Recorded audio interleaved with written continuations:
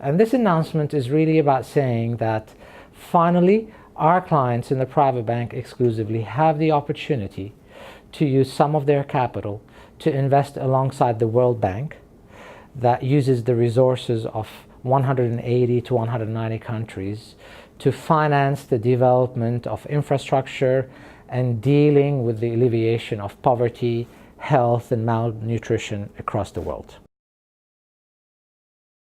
In some parts of Asia, if we take, for example, the Philippines, you have a country that's got significant population growth, but you also have an infrastructure that supports that population growth that has been lagging significantly over a long period of time.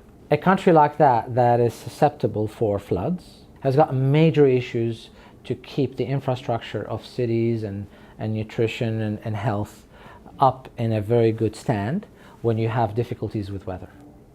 So what the World Bank has decided to do is to channel a specific pool of capital, working closely with the Philippine government, to try to find a way to improve the resilience of that infrastructure so that when they are undergoing severe difficulties from a weather perspective, that their hospital, their care, their food, the basic transport infrastructure doesn't go frail, which has caused loss of lives for multiple purposes. So those are very simple but real examples of the impact of what that capital is doing, both on environmental sustainability levels, but also to deal with poverty, health, and education. There is a greater awareness globally that yes, we can achieve financial and investment outcomes, but now we can do them by bringing along the sustainability and the social benefits. And if we can achieve those outcomes together, that path is far more durable and resilient than approaching one individually at the expense of the other.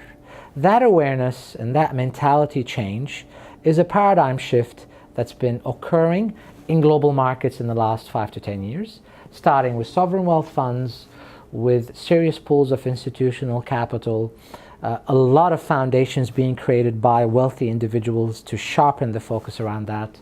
And as time has gone by, including millennials, they are big believers in those sustainability issues. And of course, they're very passionate about using their financial resources to achieve those outcomes. So it is a path that we think is a journey that has started and is increasingly understood. And we think more capital and more effort will channel around that. I think that the demand will only accelerate because organizations and individuals are really congregating around one belief and one reality, that to achieve outcomes that we are all passionate about, they have to be done in a specific way. They have to be done in a sustainable way. They have to be done in a socially inclusive way. So there is a greater awareness globally that yes, we can achieve financial and investment outcomes, okay, but now we can do them by bringing along the sustainability and the social benefits. And if we can achieve those outcomes together, then that path is far more durable and resilient than approaching one individually at the expense of the other.